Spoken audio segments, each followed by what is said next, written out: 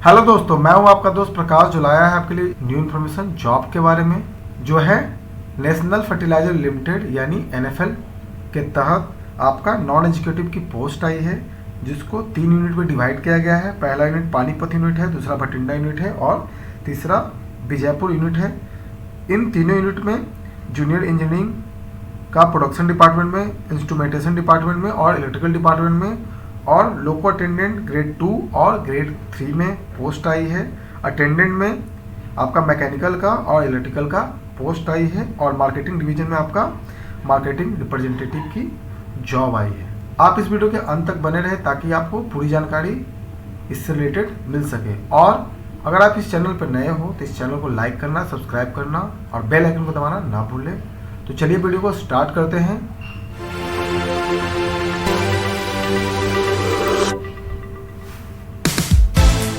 तो बात करते हैं नेशनल फर्टिलाइजर लिमिटेड की, जिसमें नॉन एग्जीक्यूटिव की पोस्ट आई है, जो एक मिनी रत्न कंपनी है।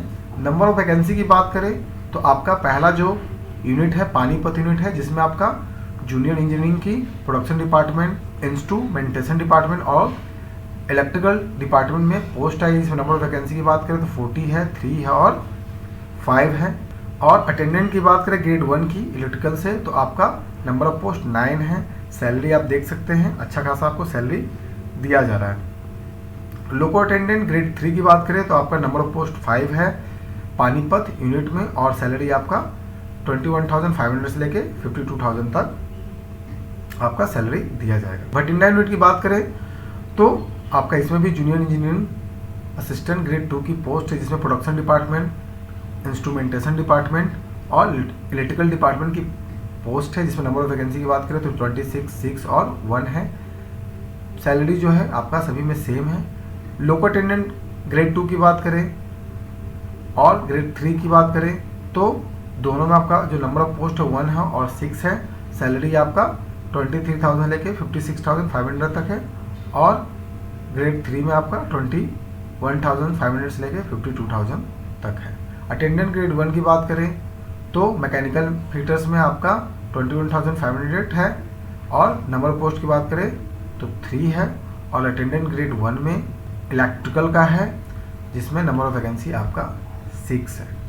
बीजापुर यूनिट की बात करें तो आपका जूनियर इंजीनियरिंग असिस्टेंट ग्रेड में भी आपका प्रोडक्शन डिपार्टमेंट, इंस्ट्रूमेंटेशन डिपार्टमेंट और इलेक्ट्रिकल डिपार्टमेंट में पोस्ट है, जिसमें नंबर ऑफ वैकेंसी की बात करें 21, 6 और 1 है।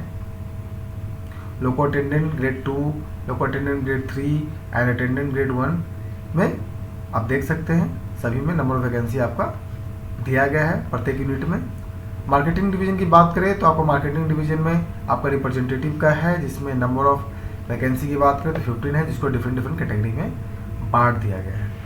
कट ऑफ डेट की बात करें तो आपका जो एलिजिबिलिटी क्राइटेरिया काउंट किया जाएगा वह 30 सितंबर से आपका काउंट किया जाएगा। एज क्वालिफिकेशन की बात करें तो junior engineering assistant grade 2 production department के बारे में बात करें तो आपका जो एज होगा मिनिमम 18 और मैक्सिमम 30 ईयर होगा।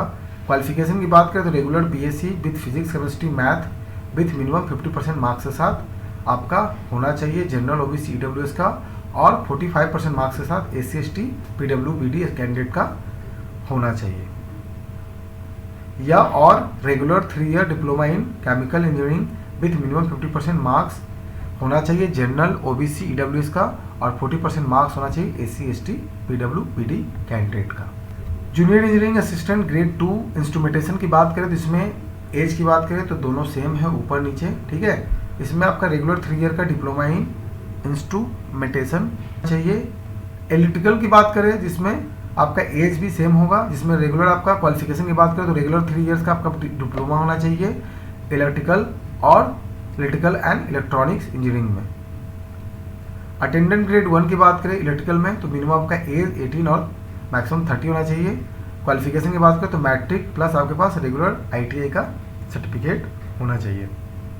अटेंडेंट ग्रेड 1 की बात करें मैकेनिकल फिटर में तो आपका एज सेम होगा, साथ साथ आपका क्वालिफिकेशन की बात करें तो मैट्रिक प्लस आपका आईटीआई रिलेटेड स्ट्रीम में होना चाहिए। लोको अटेंडेंट ग्रेड 3 की बात करें तो मिनिमम आपका एज 18 और मैक्सिमम 30 होना चाहिए और क्वालिफिकेशन की बात करें तो मैट्रिकुलेशन आपके पास होना चाहिए, प्लस फुल टाइम ITI इन मैकेनिक डीजल ट्रेड में आपका सर्टिफिकेट होना चाहिए। लोको अटेंडेंट ग्रेड 2 की बात करें तो आपका एज सेम होगा और आपका जो क्वालिफिकेशन होगा वो full time 3 year diploma in mechanical engineering में होगा। बात करें लास्ट पोस्ट की जो मार्केटिंग रिप्रेजेंटेटिव की है, जिसमें एज आपका सेम होगा। इसमें आपका क्वालिफिकेशन की बात करें तो regular BSc agriculture with 50% marks के साथ होना चाहिए। जनरल OBC EWS का 45 मार्क्स के साथ आपका SC ST PWBD कैंडिडेट का होना चाहिए। जो भी आप डिग्री है या डिप्लोमा है वो आपका रेगुलर बेसिस पे होना चाहिए, डिस्टेंस नहीं होना चाहिए।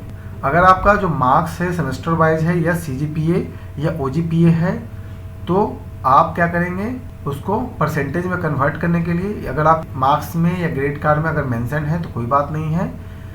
अगर नहीं मेंशन है कि परसेंटेज मार्क्स कैसे कन्वर्ट किया जाएगा CGPA या OGPA को, तो आप यूनिवर्सिटी से उसके बारे में जानकारी ले लेंगे। ठीक है। फ़ी की बात करें तो जो भी candidate general OBC EWS category से बिलोंग करते हैं उनको सभी पोस्टों के लिए मात्र 200 रुपया पेमेंट करना होगा, प्लस जो भी बैंक चार्जेज हो वो भी देना होगा। बाकी जो भी category SC ST women PWBD candidate है उनको 1 रुपया भी नहीं देना होगा। ये बहुत ही अच्छी बात है, बहुत ही अच्छी अपॉर्चुनिटी है। रिजर्वेशन में कास्ट की बात करें तो जो भी आपका कास्ट सर्टिफिकेट होना चाहिए वह आपका मिनिमम 6 मंथ से पुराना नहीं होना चाहिए, नहीं आपका करेंट होना चाहिए। ठीक है। सैलरी के बारे में हमने ऑलरेडी बात कर चुका है। जो भी आपका बेसिक पे ऊपर दिया गया है वो आपको मिलेगा। उसके साथ साथ आपको जो भी अलाउंस है, industrial allowance, house rent allowance, company accommodation allowance जो भी है ये सारा चीज़ आपको मिलेगा। एग्जामिनेशन की बात करें तो आपका एग्जामिनेशन कैसे होगा, तो आपका examination computer based objective test लिया जाएगा। ये आपका ग्रुप C का एग्ज़ाम है, इसलिए यहाँ पर आपका इंटरव्यू नहीं लिया जाएगा। सिलेबस की बात करें तो आपका 2 लैंग्वेज में एग्ज़ाम लिया जाएगा, पहला हिंदी और दूसरा इंग्लिश में। ड्यूरेशन की बात करें तो कितना टाइम दिया जाएगा, तो आपको 120 मिनट का दिया जाएगा एग्ज़ाम के लिए, यानी आपको 2 घंटा दिया जाएगा। टोटल क्वेश्चन आपका 150 का होगा, जिसमें से आपका जो 100 क्वेश्चन होगा आपके रिलेटेड डिप्लोमा या डिग्री से रिलेटेड होगा, और जो 50 जो क्वेश्चन है वो आपका general English, quantitative aptitude, reasoning और जनरल नॉलेज और अवेयरनेस से होगा। कहने का मतलब कि 150 क्वेश्चन दिया जाएगा, जिसमें 100 जो क्वेश्चन है आपका वो आपका रिलेटेड डिग्री डिप्लोमा जो भी है उससे होगा, और 50 आपका जो जनरल कंपटीशन में होता है जैसे English, quantitative aptitude, reasoning and general knowledge awareness से होगा। सिलेक्शन प्रोसीजर की बात करें तो मैंने ऑलरेडी बताया है कि ये आपका ग्रुप सी का पोस्ट है, जिसमें आपका इंटरव्यू नहीं लिया जाएगा, सिर्फ आपका कंप्यूटर बेस्ड टेस्ट लिया जाएगा। उसके अनुसार आपका मेरिट लिस्ट तैयार किया जाएगा और उसको NFL के कैरियर पेज पे आपका लिस्ट जो है मेरिट लिस्ट आपको अपलोड कर दिया जाएगा। इम्पॉर्टेंट डेट की बात करें तो आपका जो कट ऑफ यानी एलिजिबिलिटी जो डेट है वो काउंट किया जाएगा 30 सितंबर से, और आपका जो डेट है ओपनिंग ऑनलाइन एप्लीकेशन का वह 21 अक्टूबर से आपका ऑनलाइन फॉर्म भरा जाएगा, और जो लास्ट डेट है आपका फॉर्म भरने का वो आपका 10 नवंबर है। इससे पहले आप इस फॉर्म को भर दें, लास्ट डेट का इंतज़ार ना करें, और भरने से पहले इस नोटिफिकेशन को एक बार सही से रीड आउट कर ले, तभी इस फॉर्म को भरे। नोटिफिकेशन को डिस्क्रिप्शन बॉक्स में डाल दूंगा, आप वहाँ से इसे देख सकते हैं। आई होप आपको यह समझ में आया होगा। अगर आपको वीडियो अच्छी लगी हो तो वीडियो को लाइक करना, सब्सक्राइब करना और बेल आइकन को दबाना ना भूलें। जय हिंद।